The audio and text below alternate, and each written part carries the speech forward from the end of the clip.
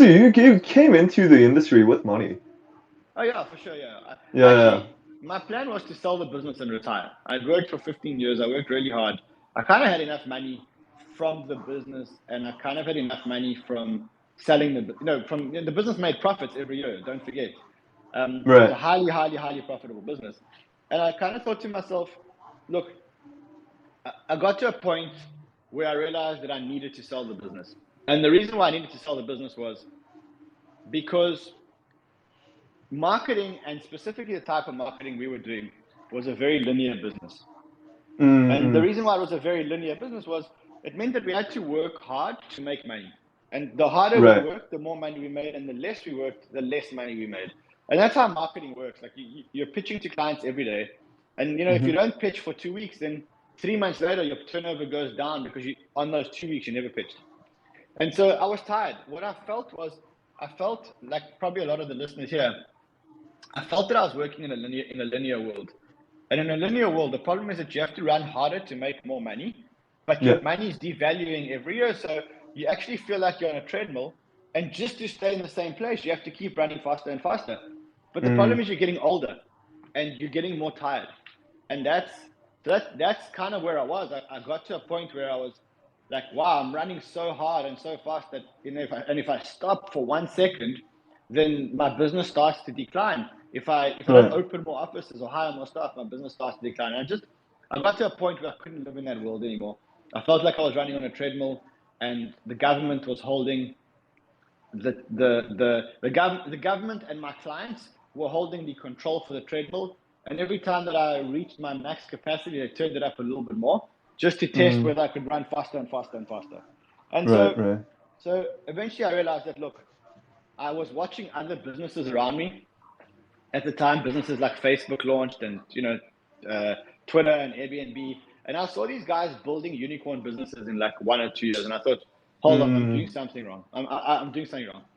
And for me, I'm a very extreme person. So when I know that I'm doing something wrong, the first thing I do is I change direction. I'm very extreme. I'm not like, I don't take my time. If I realize I'm doing something wrong, so I did a U-turn, and I said, the first thing I got to do is I got to sell the business. I got to get out, which is what I did. And then Yep. the next thing that I did was I started to study what made people like Mark Zuckerberg, Jack, Airbnb, Amazon, at the time, the beginning of Uber, etc., what made these So people. was this like a 2012, 13?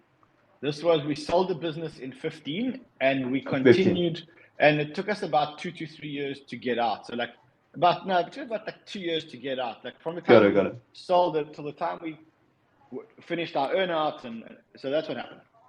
Yep. Um, And in that period, from the minute that I sold it, I went on a mission to make my brain think exponentially. So I went to Singularity University. I attended multiple courses around the world at different universities. I listened to podcasts. I went to Harvard. I did three Just years of hustling. courses. I did 3 years of courses at Harvard. And coincidentally, in my journey, in around 20, don't remember if it was 2015 or 2016, so don't quote me on the date or anything like that. But I landed up at the end of my journey of teaching myself to think exponentially, and I landed up at a conference in New York. I landed up at Consensus in New York, and I went to a crypto conference. And when I saw crypto technology, what I realized is that all this journey that I've been going on about learning how to think exponentially culminates in the most exponential technology in the world, and that's crypto. Mm.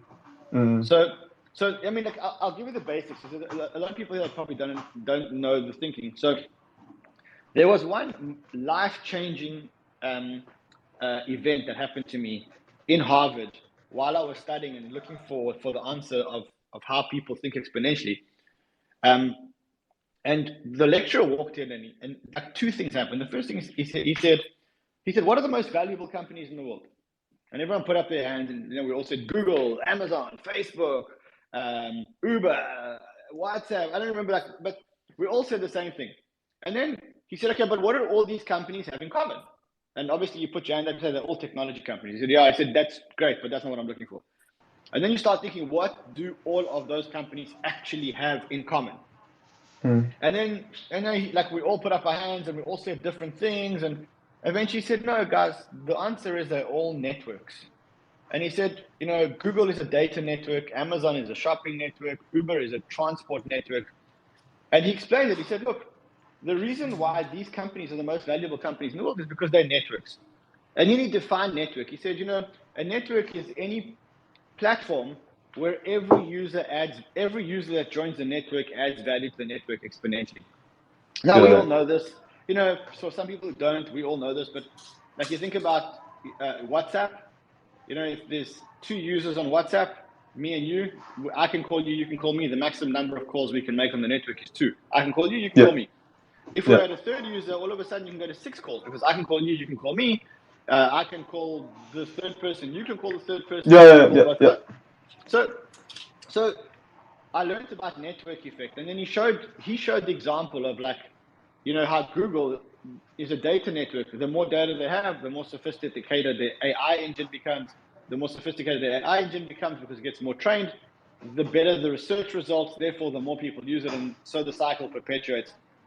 And then he showed me networks, and I really, really, really understood the network effect. So I knew that my next venture had to be network effects.